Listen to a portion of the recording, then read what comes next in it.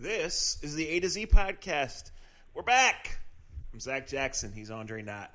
At Akron Jackson, at Dre Knott on most of your favorite social media platforms. Facebook.com/A to Z podcast, A to Z podcast.com.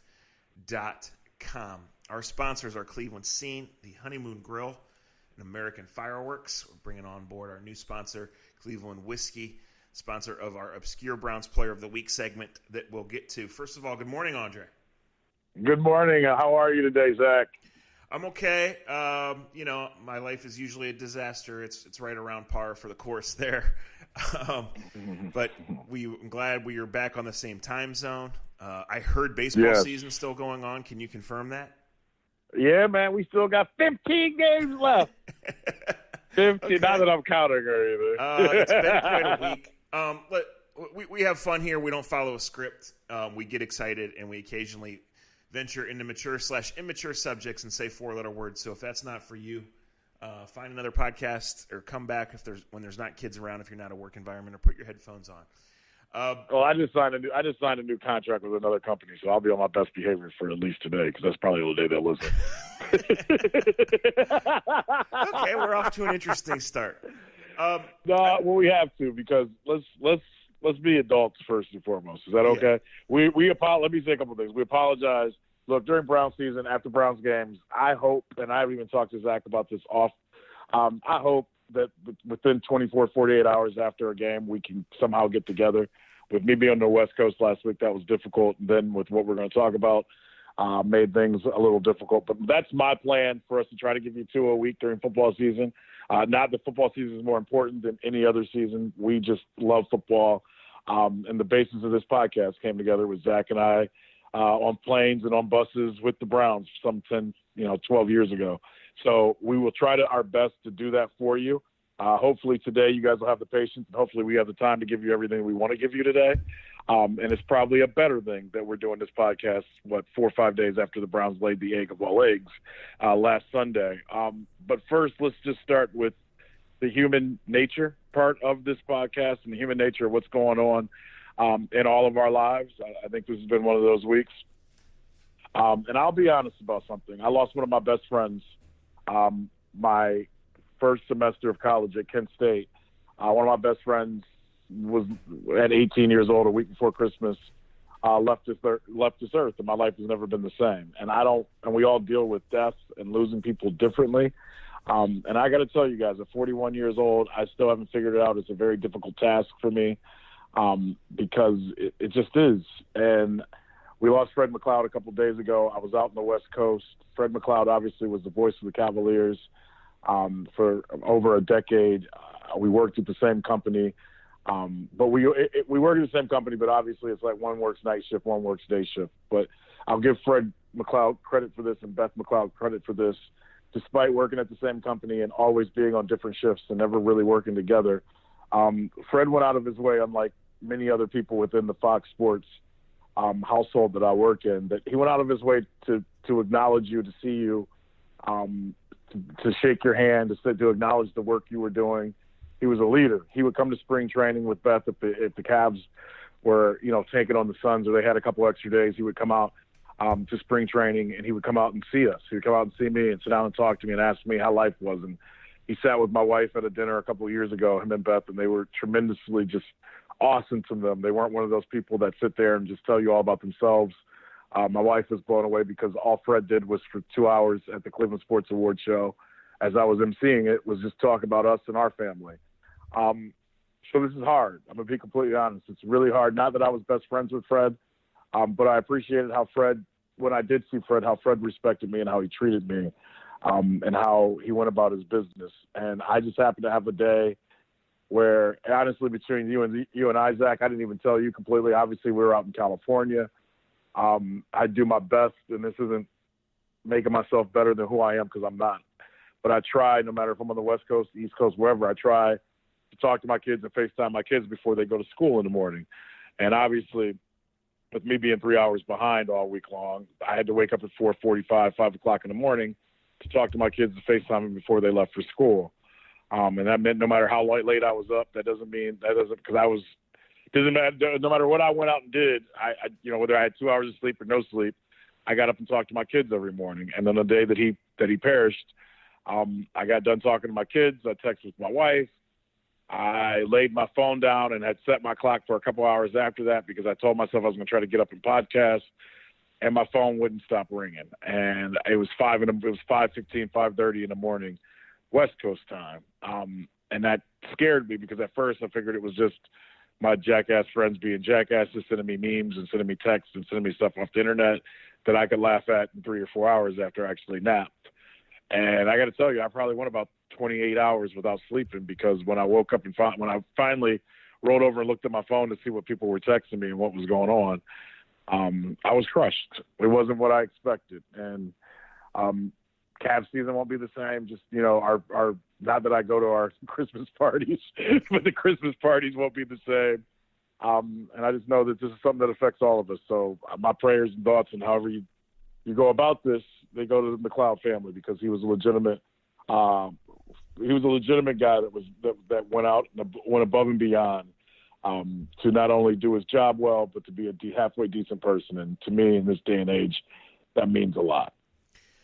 Yeah, I was stunned, crushed. I didn't know Fred well. We did work together directly a little bit, but mostly a long time ago.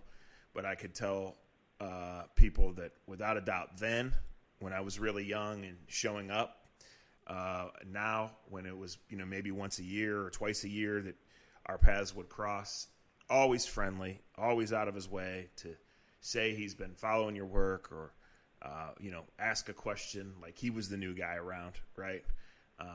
Just a really good guy. And two things that reinforced this week, Dre, outside just the raw emotion, the holy hell of it. Yeah. One, that's what you've heard from everyone, right, who came across his path is Fred was always nice to me. Fred always went out of his way to feel like I mattered when he was kind of the star in the room a lot of times, right? Right. And then the second thing to me that, and we sometimes forget this, he was just so passionate about his job, and we're fortunate to have the jobs that we have. No matter what job you have, if you really like it, if you're really into it, you're winning, right? You're better at it. But just the outpouring from every corner. First of all, anybody that can unite Twitter is a little bit of a miracle worker. But sports really do matter here. That's cliche, but it's not, right? There is a connection here from fans to teams, from dad to son, from consumer and fan to writer, broadcaster. That's deeper than it is in a lot of places, that it's special. And for people to be able to relate, and I'm not just talking about June 2016 here, right? There's so many instant memories of Fred where people draw that to, I watched these games with my mom when she was sick. I was there, one day with my dad, with my brother, and we met Fred before the game, and that's a really cool thing and just a little bit of a positive, something that makes you feel good in such an awful week. The Browns also had an unimaginable tragedy this week with the girlfriend of Chris Smith. The details on that are horrific. I can tell you I don't know Chris Smith outside of a professional locker room relationship, but he is friendly. He is hilarious. He is well liked by the players, by the ball boys, by the media. He's an important guy on the team. He's an experienced guy. He's a versatile guy. And he's not Myles Garrett. Not many are, but he plays 2-3 spots. And when they brought him here last year, I thought he had a really important role in kind of helping Myles and Larry start to take that next step, kind of just being a guy in a young locker room who's seen some He's an adult, right? Yeah. He was an adult a lot, yeah. Right. And I just can't imagine, what Wednesday and Thursday are like for all these guys because they really liked – it's not just that your teammate – is going through something. It's that they really liked Chris, and he's I really do too. I'm crushed. There's only so much you can say. I know it really is unfathomable. So, well, I don't want to cut you off, but I'm done. I hope with this. I just hope what this week does, and you guys know this podcast. I hope what you guys take in, and I always say this about athletes. I didn't know Chris Smith, but my wife and I cried on the phone about the Chris Smith. Like, I'm not begging for a pity party. it's tough. I got a great life. It's tough to live on the road. It's tough to move around. It's tough to see these things. We all have other things going on in our lives. But if you've been, and I'm not saying you don't have to be a parent to go through this. My heart, I'm damn near tears right now because I couldn't imagine a month into one of my children being born losing their mom, and just losing the way they lost their mom. And I always say this to you guys, and I say this in tweets, I say this in conversation. Those guys that put those helmets on and those uniforms on and entertain you, and make you guys throw beer on people and make you guys yell and cuss and make you toughest guys on Twitter, tougher than you've ever been in your real life. The guys that make you cry when they win championships, the guys that take you through every emotional stage that we go through with sports. And God, we love them. Those are human beings in there. They're going through stuff just like the rest of us. And if this situation with Chris Smith doesn't open your eyes to these are normal people that have all the same issues we have, they just happen to make like a couple more dollars than you. They happen to just be, given God-given talent and had the work ethic and everything else to get there. These are real people, man. I hope that we can take the time out to see that and not just care about our freaking fantasy football team, even though, as you guys know, the 3-3-0 boys are 1-0 already. But that's to be, that's everybody part take of the a deep deal. breath and let's talk about something that's really important, like football, right? Right. Well, I'll say one more thing, and then we'll get off the serious part of this. They're real people, guys and girls. They got real lives. They got a lot of crap going on just like you do. So before you want to be a smartass or before you want to tell somebody how they should be doing something, let's just categorize this the right way, please. Sports are awesome. They're the best. They really are. But these are real people going through real people's situations. And they don't have to be Chris Smith's situation to be a tough situation. Just happened, and this is the last thing I'll say about it. I just happened while we were in L.A.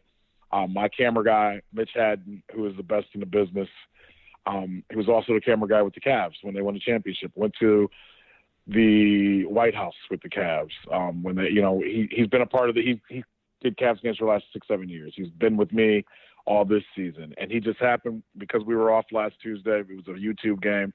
We made dinner reservations. He's a little eccentric. He's a little different, but he's phenomenal at his job. He's one of the best people I've ever worked with in my life.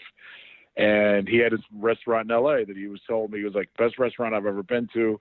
My girlfriend and I went, and I was like, so I try to be a good friend, and I go, well, we're off on Tuesday. You say it's the best restaurant you've ever been to. I take your word on it, Mitch. Let's go. So he made dinner reservations, and he just happened to make dinner reservations with Allie Clifton, who used to do sideline for the Cavs. I'm listening. So the day that Fred passed away, I ended up at dinner with Allie and Mitch, who both worked with Fred for many years, won a championship with him. And I don't know what you got, and I don't want to dig all deep into all that other stuff, but sometimes people are put together and people are put in places for certain reasons. And what I believe in, we were all put in the same room together in LA to have dinner together. And I don't know if I would have got through the week without having dinner with Allie and having Mitch. And it wasn't more about me, it was about them. They were able to have their conversations, to have the things that they deal with, but it helped me deal with it. And it made me appreciate working with all the great people I work with day in and day out, and even a couple of jackasses that I work with that I can't stand. Sorry, Zach, but you fit one of those categories. But I hope Allie, and I shout out to Allie. She was great to see. The restaurant was great. Shout out to Mitch. And hopefully we all can take this weekend to give our time to say thank you to Fred for what he did to us, did for us, and did for this city, and be there for Beth. Beth is a wonderful person that we will still see on television, I'm pretty sure, doing doing weather. I believe for Fox 8, another place I work with now, if you haven't seen the announcement. I got two. You can't get one. And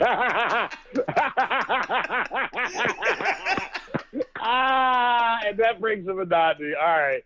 Time for the A to Z podcast. We love you. Our thoughts and prayers with the Chris Smith family. Our thoughts and prayers are with Fred McLeod's family, in all seriousness. But let's talk.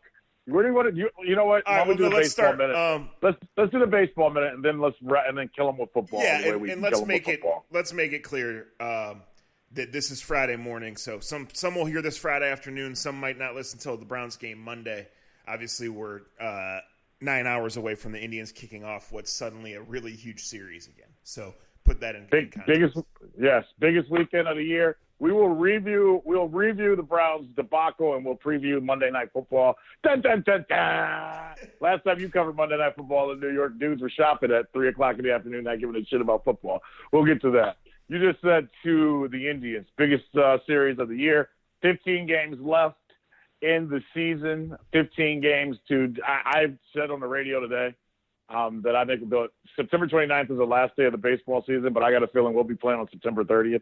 Just because it's one of those years where it may take 163 games to figure out who, what, where, and when.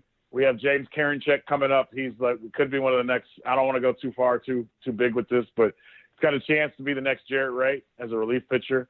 My point is he's got a chance to be that rising star that comes out of nowhere that you fall in love with over the next 15, 16 days. Kid throws up to 98, 99 miles an hour, has a devastating curveball, strikes out everybody or walks them. Has a chance to be a key piece to the Indians making it into the playoffs. I don't know what's going to happen. I hate how the Indians are looked at in this city for whatever reason. I wish they got the same excitement and respect that the Browns get. This year, Terry Francona should quit after these next 16, 17 games and just go right to Cooperstown and wait for him to put a plaque up. If everybody truly knew everything that what this team has been through, to be 3.5 games out with 15 to go, to be a half game out of both wild card spots, considering Aaron Savali was a name I didn't know 3 months ago. Hell, I didn't know 4 months. I didn't know him in spring training. Zach Plesac, I knew who his uncle was. We've got guys in the lineup. I mean, look at the opening day lineup if you really want to see where this team has come. They're going to end up winning 93, 94 games, which is unbelievable. In any other year, you would say they're going to walk into the playoffs. But this weekend, these next 3 days, I don't tell you what to take your ass to the ballpark. If you can't get you're not a baseball town. If you can't get excited to have two teams that are 3 games ahead, 3 games apiece, and I don't know if they're going to win the Central. I'm gonna be honest. They're gonna have to go 2 out of 3. They're probably gonna have to sweep.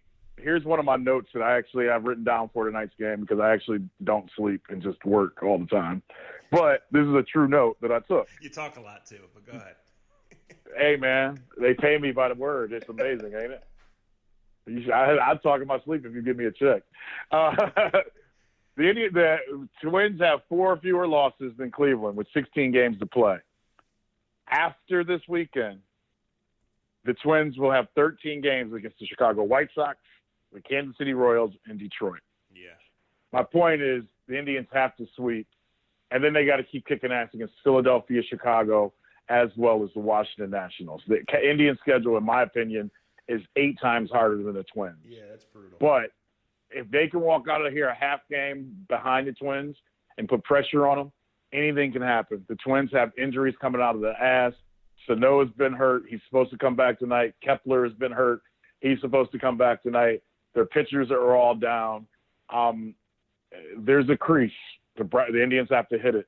I don't know if they can. They've got Bieber and Clevenger going Saturday and Sunday. This should be a fun weekend, though. And what better weekend to take you right into Monday Night Football? Question about Aaron Savali. Yes. What kind of watch does he wear when he pitches? He would kick a guy's ass for wearing a watch while he pitches. All right, we'll get into the theater of the absurd and absurdly disappointing. But you know what? You bring that up, and you're going to get me going, and I don't want to get going on that. Right.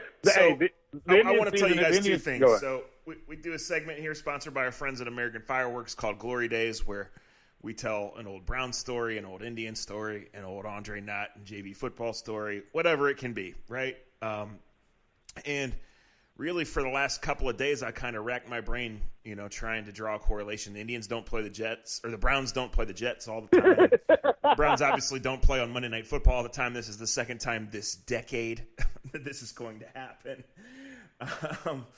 And then when we finally were able to get together this morning and we were just kind of talking through things as we were plugging in, Dre was like, obviously we want to do this early in the week. He's like, but that was so bad that it's probably good that we waited till Friday to process it where we can just kind of touch on it and move ahead. And I said, exactly right. So as I I present this to you, Andre, and to you guys listening in this realm. As we play American Fireworks Glory Days, if you think in the realm of 21 years of Browns openers and how embarrassingly bad, how 19-1 is the most uniquely pathetic record in all of sports, how you could take this team with this talent level and this level of expectation and put it in the top 3 or bottom 3 amongst the rest, ooh boy. The only thing you can say is there's absolutely nowhere to go but up. I hope. I really hope. Because I think the one thing, you just hit on it. You always talk about the Jimmys and Joes, right? Mm-hmm. And they got them. And look, like if you don't, and this is a correlation I'll make, and I know, and I'm not, I think, and I almost used the word I'd never, ever, ever use in this podcast. I think it's really childish to the Indians Twitter, Browns Twitter bullshit that you always see. You know, like I don't see it. You block everybody and get drunk on freaking seltzer water. Fair.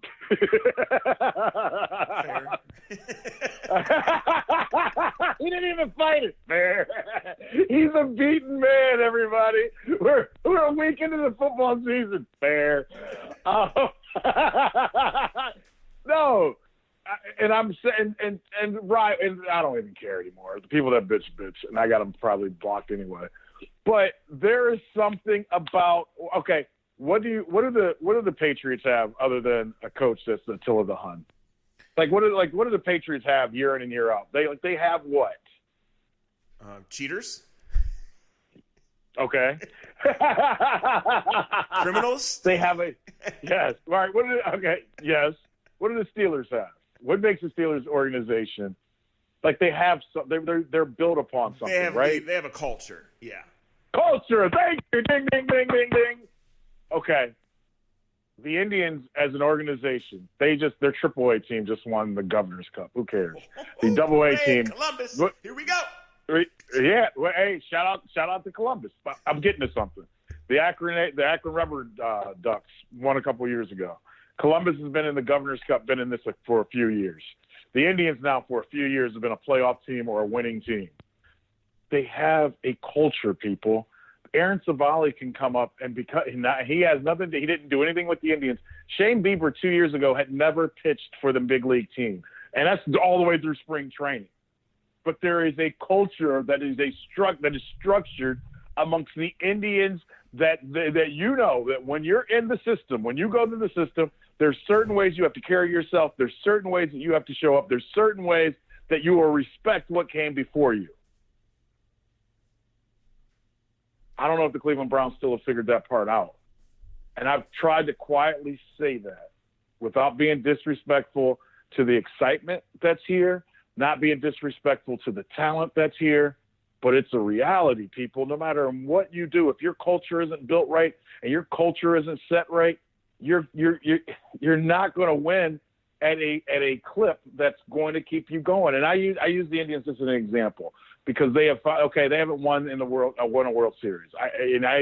Whatever people want to come at me with, that's fine.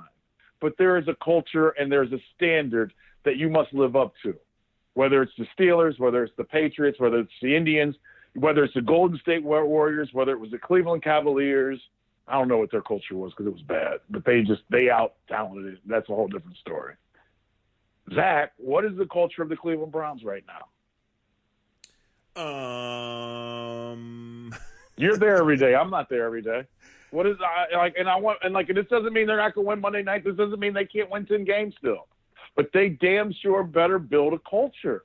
They damn sure need to build. Rather than trying to sell bobbleheads of Bernie Kosar jerseys, they have to build a culture. They have to have a standard that they live by. Correct. And the standard can't be 18 fucking penalties on an opening day. Correct. We can't be more worried about what you're wearing and what your car looks like and all that other bullshit. The standard has to be more than that. Your culture is who you are and what you are when no one is looking. When no one is paying attention, what are you working on? Are you working on your touchdown dance that you're going to fucking put together if you happen to score when you're down 30? Or are you working on actually being a functional group and finding something that helps you win? It's a great question. You wonder if they practiced last week by what you saw, right? And I know they did. And I like Freddie. And I said to you when they went to Indianapolis, and Freddie wanted to be the biggest bully that Terre Haute has ever seen, right? He wanted to be the biggest. They still go to Terre Haute? Is that still where they go in Indianapolis? No, but go ahead. You're on a roll. That used to be where that was where it used to be, though, right? Yes, that's where the Colts said training camp a million years ago. Hey, I'm old, motherfucker. I'm in my 40s now. I'm cultured. But when they went to Indianapolis, I remember talking to you, and you were like, "Hey, today's gonna be a day." And I remember the Indianapolis people were like, "Really? This coach from Alabama is gonna come in here and they're not gonna respect anybody, and they're just gonna fight everybody, and he's gonna applaud them." And I remember saying to you, I was like, "I get it. I go, I know you want to be the toughest guy. You want to be the toughest guy on the block. You want to be the tough guy. But where is your culture? Well, right. Can you hold your water when it matters?" And they didn't hold their water when it mattered in the first game of the season. Yeah, I mean, remember there was a lot of angst and a lot of proclaiming about winning a practice in mid-August, and that's dangerous. Look, I mean this, guys. It was just one game, and we've seen in the NFL that sometimes it goes really bad, and that's fine because they all count the same in the L column, right? Mm-hmm. And, I think this team did need a reality check. You used an interesting word when you talked about respect there, Dre. There is precedent in this league for teams coming out of nowhere worst to first, right? And we know the Browns were so bad for so long that 7 wins, and specifically 5 out of 7 last year, felt great. And it did position this team to where I've been saying all along, I think the playoffs is a fair expectation, and the season is not over. However, fans, players, coaches, everyone involved here, you have to respect the middle steps, not just one, that you have to take. The Titans are 9-7 for 3 years in a row. Marcus Mariota's not beating anybody. They changed coaches in the middle of that. They have about 6 recognizable players if they were walking down the airport, right? Maybe not even that many, right? Shit, they drafted a Matt kid, number 5 in the draft. Nobody knows who Kevin Byard is. Nobody knows who Logan Ryan is, right? Well, everybody knows now because he's been a whiny bitch all week. But it's just – you have to have respect for how hard it is to win a game in this league. And I don't think the Browns or much of the fan base did.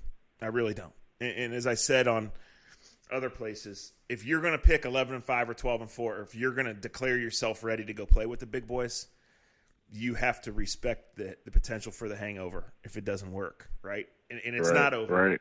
And they're getting it. They're getting a break here this week with Sam Darnold and a banged-up Jets team, and we'll see.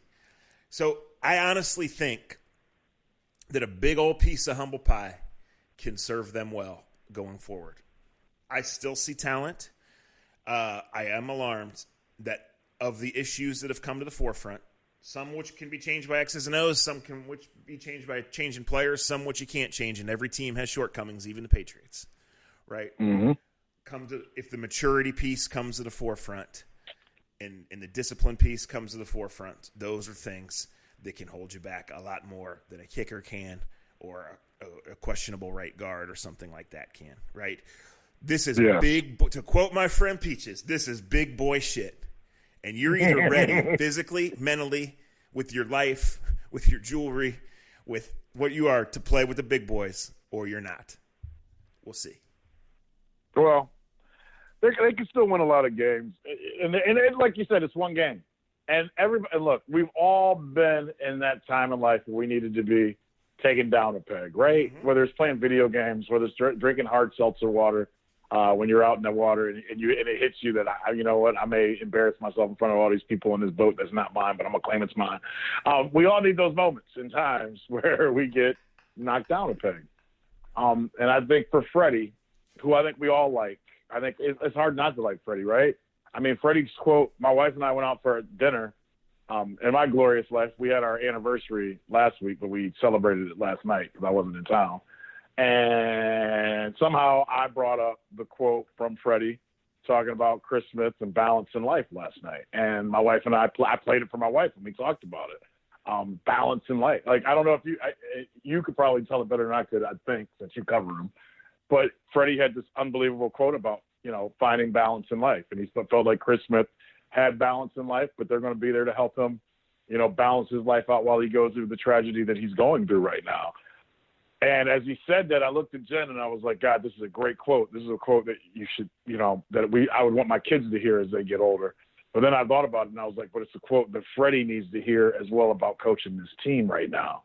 Because here's what jumped out to me, and tell me if I'm wrong.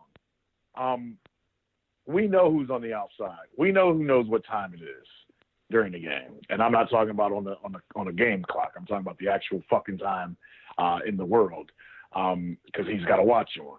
That's a whole separate thing. But I felt like for all the stars they have, Zach, and what was the quote? And you'll remember this quote better than I will. But our guy Phil Savage had the quote about when he drafted Joe Thomas. Do you remember his quote of why he drafted Joe Thomas? About the meat and potatoes and not getting the dessert to start things off. I think what he wanted to say is, have you seen Brady Quinn play? No, what he wanted to say is, yes, meat and potatoes. Yes. Yeah, because his first pick was Braylon Edwards, and he was basically saying, you don't start with a dessert. Right. Bingo. He was basically saying you don't start with your dessert, you start with the meat and potatoes, and you build from there. And that was what he said after he drafted Joe Thomas, who looks so different now, by the way. Damn, Joe, he lost all that weight, cut all his hair off. The offensive line scares the hell out of me, and that's not going to change tomorrow or tonight, right? That can't change now. That's scary. But here's the thing, and I may be wrong, and I know I was long-winded getting here. I'm sorry. I haven't talked to you in a long time. It's not you guys. I was just excited to talk to Zach finally. I worry that Baker Mayfield wasn't the Baker Mayfield that everybody fell in love with last year. To me, he was constantly looking to get the ball downfield. A couple of the interceptions, and score plays into this. So I'm not sitting here saying he's sophomore slump. Don't be extreme with me when you listen to me, but just be practical when you listen to what I'm saying. I get concerned when I see a quarterback that was very good, and we made all those jokes about Colt McCoy and every other Lombardi quarterback that the Browns have had, that they were check down, the check down Chiefs, all the guys that would just check the ball down. I didn't see every single pass thrown by Baker last week, but Zach, he looked like a guy that was trying to force a lot of stuff, and I never saw that in Baker last year. I always felt like he was a guy that took what was there, whether it was a 3-yard check down to Chubb, or whether it was a 5-yard pass to his tight end, whether it was the 15-yard out. I just felt like at times that a lot of stuff was forced and the ball was held way longer than it needed to be. Now, that's just one game, and that goes back to getting timing down and not playing with guys in the spring and not playing with guys in preseason games. But there's something I'm going to watch early Monday night. Will he take what is given to him? I agree, and I also agree that game circumstances had a lot to do with that. The Titans took away his first read, right? That's what the end. That's what's going to happen in the NFL all year long. Yeah, right. And by the end, the Titans had him seeing ghosts, right? Right. Yeah. I mean, I'm more concerned that he wanted to dance while losing, because that's not Baker, right? I mean, he'll rub your nose in it when he's winning. But no, he missed a couple that he doesn't normally miss. He had some opportunities just taken away by guys crunching him before he could get through. It was not good all the way around. I don't think the offensive continuity, from the coaching to the timing to the accuracy, all the things that were there last year were not there. Is that perfectly understandable on some level? Yes. Is it super disappointing given that you're plugging a talent like Beckham into this offense? And look, let's be honest. Losing Rashard Higgins hurts this offense. He's a very valuable player. You're right. You're right. It was one of those days, and it's going to happen, and it happens to almost everybody. But I would agree with you in that eventually the Browns have to build an offense where the ball comes out quickly and confidently to set up things down the field to keep the rushers from getting there and obscuring his vision or blasting him, certainly, the way that they did. And, you need time to do that. You need a run game to help with that, because Baker's really good off play action. He kind of hides back there, right? And then he whips it. He had some first down passes just not get caught flat out. Odell pushes off like he has 99 times in his career, and it's like the second time it's ever been called, right? I think that was at a point where the game had gotten away. The game got away from the Browns really in almost all three phases, and the Titans. Repeat that. Repeat what you just said. The game got away in all three phases. And all the Titans, three phases. The Titans, That's who were scary. so much better prepared and so much more disciplined, were baiting the Browns. Shout out Mike Vrabel, 330. I may have missed it. I was out of town. You did. You know what? Can I do a throwback story real quick? Yeah. Keep where you're at. Go ahead. Go ahead and shoot out the fireworks. Do all that good American stuff. We love our fireworks, people that glory days. Bang, bang, bang. I may have told this story before, but I think it's a great time to tell it because this bothered me last week, and this is no hint at everybody else. I know it was a big week for the Browns, and I know it was opening weekend, and I know they're going to the Super Bowl, and you guys are already preparing a parade.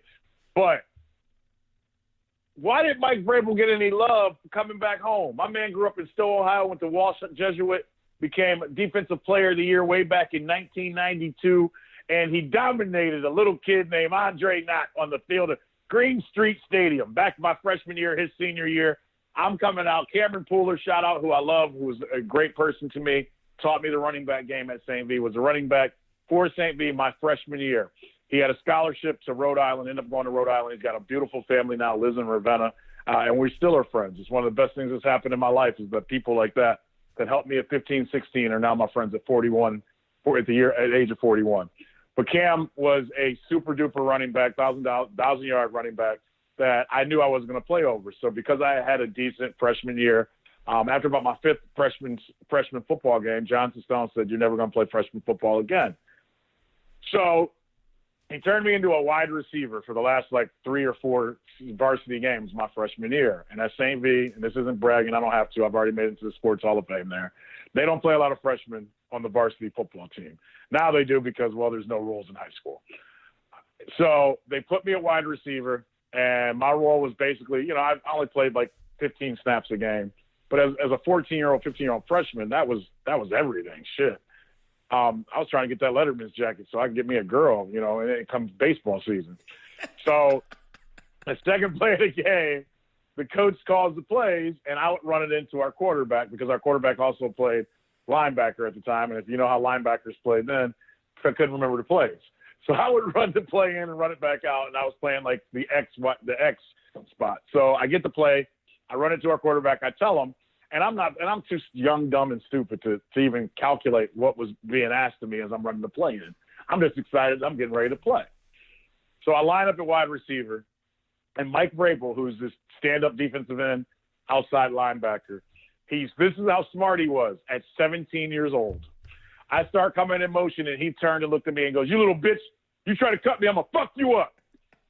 And I literally, in my yellow pants, my St. V pants, you probably was a line of urine that went down my left leg because it became the scariest moment of my entire life because I was coming in motion, and Mike Vrabel knew that when I came in motion the way I was coming in motion, there was going to be a pitch that way, and my job was to cut him.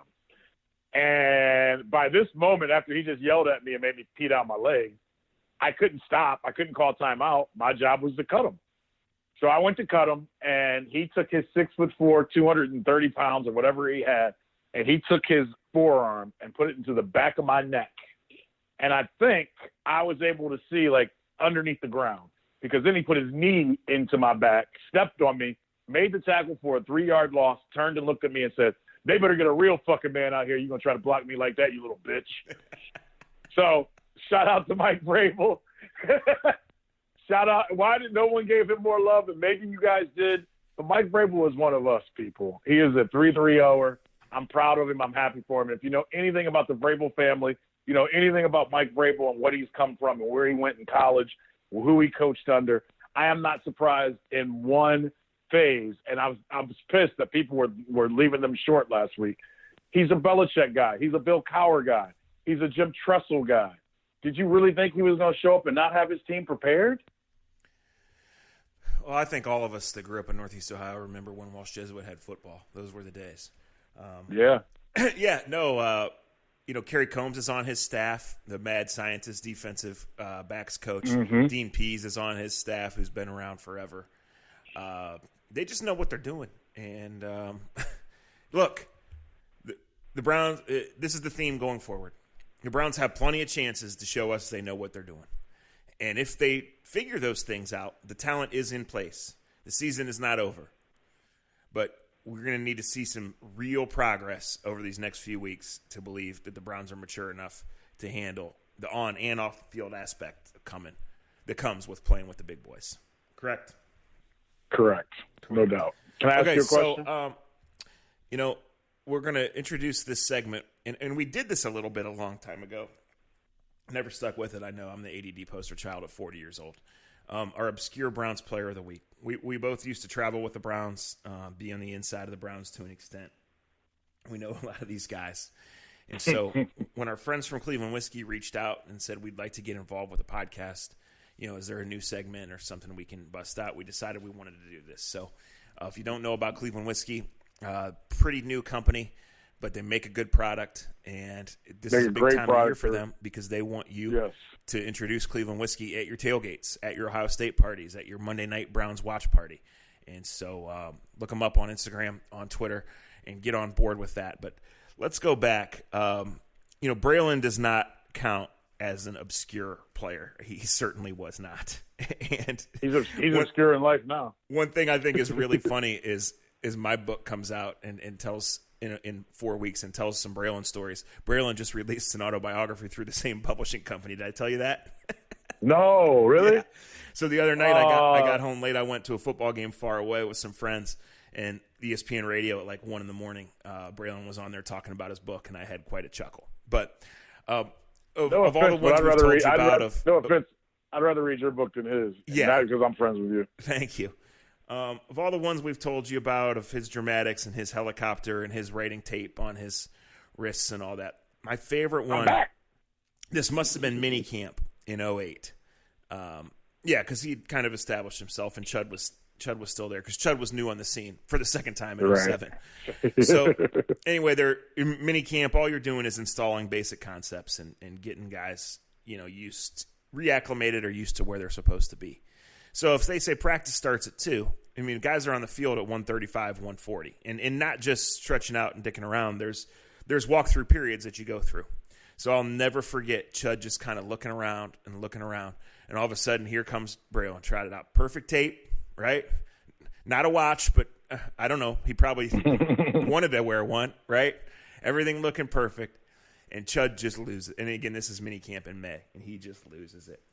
Why in the fuck are you the last fucking person on the fucking field every single fucking day? We're fucking trying to fucking install something, and I don't ever fucking know if you're fucking here. And I left out about 20 of them, right? And it was just a long time. So Braylon was who he was. And then the next year, Eric Mangini came in, and he just couldn't do this. So as we spin this forward to the Jets, Eric Mangini first made the famous trade to trade out of a top 5 extremely valuable pick for the likes of Brett Ratliff and Abe Elam. And God bless him, good guy. Played at Kent State, really good human, still involved with football, I think. No offense there, but that's not a trade you make for involving a top 5 pick. Well, later that year, they were done with Braylon, right? And so they traded him for a package that included Chancey Stuckey and Jason Trusnick. So Jason Trusnick, who played at Ohio Northern, who I last heard was coaching youth football in Brunswick. Congratulations to you, Jason, as we reinstate the Cleveland Whiskey Obscure Browns Player of the Week. It's you. What a lifetime achievement this must be for Mr. Trusnick. And to play along with Cleveland Whiskey, you could see Jason Trusnick this weekend at Progressive Field, especially Sunday when kids will run the bases. I know this because I see Jason Trusnick running the bases with his kids almost every Sunday. Still comes to Browns games. I believe he has a workout facility in Nordonia that he's still using as well and that he works with. Jason was a tremendous guy, tremendous linebacker that could run down the field and cover punts and field goals, cover punts and things of that nature. But he had no business being in that trade at all. And that plays into a great quote that you learned in the locker room about the great white hope of linebackers that Eric Mangini brought in. Yeah, so Jason was an incredible story to go from Ohio Northern to a long NFL career. I mean, he wasn't just around 3 or 4 years. He played for the Dolphins, the Jets, and the Browns, right? I don't even have the reference page in front of me. But so couple things that happened in that purge of 09 is what happens if you follow the Browns every other year is the previous regime's guys go. And in most cases, you haven't missed much. But about 2 years after this, I'm at Fox, and they send me out to Indy to cover a Colts-Cowboys game. And it was because the Colts were, with Peyton Manning, were humming, and they were closing in on home field advantage. The Cowboys had just fired their coach. The season was going nowhere. And it was one of those things that happens in the NFL. Boom, out of nowhere, the Colts train is derailed and the Cowboys win. So I go in, and I know I've told this before, but it's still good. It's still so freaking good. I'm laughing before I even say it. So I go in the Cowboys locker room afterwards to do the interviews. And I see Martin Rucker, Browns draft pick in 08, who I know pretty well. And he's like, what are you doing? He didn't know that I no longer worked for the Browns, obviously. And so we start talking, and Leon Williams had just been picked up by the Cowboys. Leon, who's had a decent run in the NFL, and we feel like has been made very famous by this podcast and his Jerusalem quote. But Ruck is like yelling, Leon, like pointing at me, and Leon's like thinking that he recognizes me, but isn't completely sure. And he's like, that's Zach from the Browns. And I was, oh, yeah. So he's like, why don't you work for the Browns anymore? And I'm like, well, I left, X amount of months ago. I got another job. And Leon looks at me dead in the face and goes, oh, well, we know me and Jeannie only wants white linebackers, so I guess everybody else gets fired.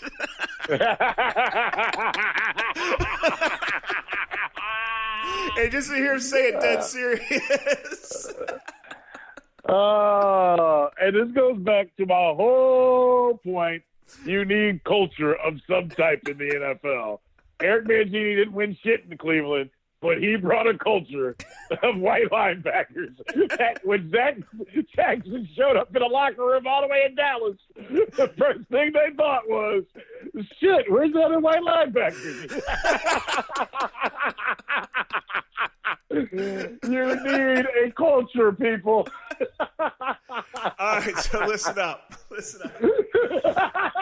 I'm sorry. Go to the ball yard this weekend. We know you're not busy. Moderate Monday as you drink and enjoy the Browns. And next Sunday, and we'll be back with more podcasts. We'll be back. We'll talk next week. But next Sunday one is quick going to thing. be a One day quick thing. like no other in Cleveland. And if the Browns win on Monday, and I fully expect them to, I do. I think, and it's not just Sam Darnold being out. I think you're going to see a renewed effort. When I talked about humble pie, I know we've done a lot of glory days here, and that's fine. I'm going to tell one of my all-time humble pie stories we get out of here, Dre. So, let me get one thing before we get to that. Go ahead. Can we make a rule? And we've tried to make this already in moderation. I know you paid a lot of money to go to the games. I know that you got culture and you got drunk better than anybody else in the Muni lot and all that shit. I get so frustrated that assholes think that when a guy jumps into the dog pound, it okays you to throw beer upon them. That's not how it works. If I throw beer on you at any point in time in life, at any bar, at any place, I don't give a shit if I'm in your garage. I don't give a shit if I'm in the driveway. I don't care if we're at the same bar. If I throw beer on somebody, I expect to get the shit smacked out of me or punched. Just natural. You throw beer on me, I'm smacking the shit out of you. I'm putting that's my culture, okay? The culture I came from. You throw beer on me, I'm going to fuck you up. That's just, I'm sorry for all the jobs I have. If they got a problem, you can send me to some sensitivity training or whatever, but that's just how I was raised. Just because a player jumps into the dog pound does not give the right to throw beer upon them. Now, in saying all of that, it's just stop doing that shit. It's immature. I'm saying all that. Cleveland Browns organization, this is your friend Andre Knott.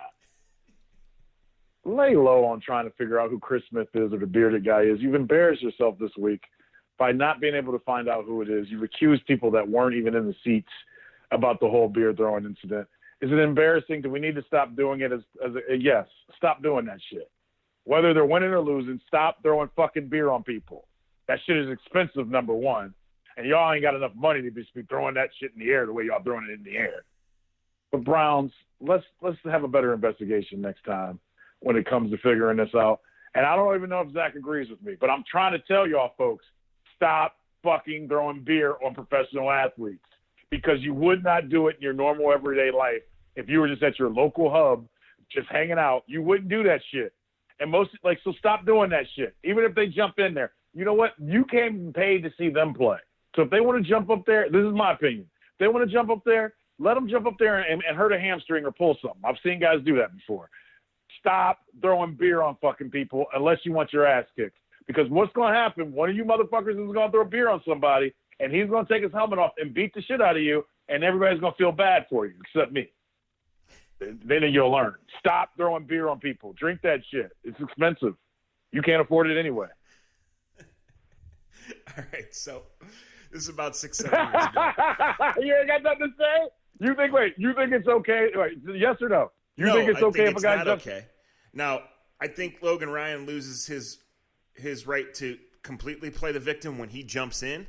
However, but why? You still can't throw shit on people. No, I know, Zach. right? You still can't. You still can't. I guess what I'm saying is it's completely wrong. It's inexcusable, and the guy, whoever it was, should be banned. However, I don't need 20 tweets from Logan Ryan. No.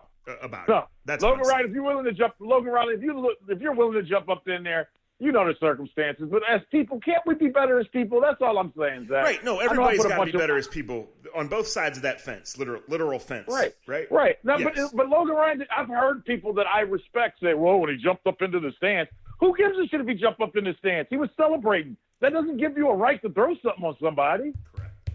All right, we'll get you out of here on this. I just hate the mindset we have as people sometimes, Zach. That's all. Like the mindset that it's just, well, he jumped into the dog pound. I know. Well, so what? That doesn't mean you get to be stupid because he was stupid.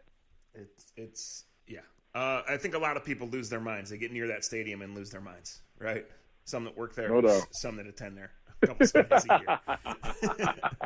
We've seen the shit for years, right? There's no other way to say it. It's a culture. It's a culture, baby. It's a culture. Culture, baby. All right, so 6-7 years ago, I'm coming home from another assignment from Fox, and I'm not going to name any names on this story. I'm just not. But this was your typical story of heralded high school athlete recruited for the highlights that made its way around YouTube. You know, for some of the people he was around, going to huge university, and that's so big that people get excited. And in reality, the kid was maybe not as good as was advertised to be, but he certainly was not mature. He got to X university. It's a tale as old as time. He struggled academically. For the first time in his life, he wasn't playing. That probably led to his academic struggles and his confidence issues. And so next thing you know, he's ineligible. And then the next year, they've recruited over him, and it's time for him to move on. So fast forward like two or so years from that, he's at a smaller program. He's doing well. He's willing to talk about hoping to help other kids about the mistakes that he made, completely owning it. I didn't get the grades. I got down on myself. I didn't work hard in practice. I pouted rather than taking the challenge of not being a star for the first time in my life. So we're sitting here and having this great interview. This kid who's 21 or 22 now talking about how dumb he was at 17 and 18, how he had the world by the balls and he let it go, all of these things. And I get to a point in the interview and I say, so in retrospect, you would say that some humble pie probably served you well. And this kid looks at me dead serious and goes, well, me and my dad like cornbread better, but yeah, I would say that pie was good too. I fucking will never forget that as long as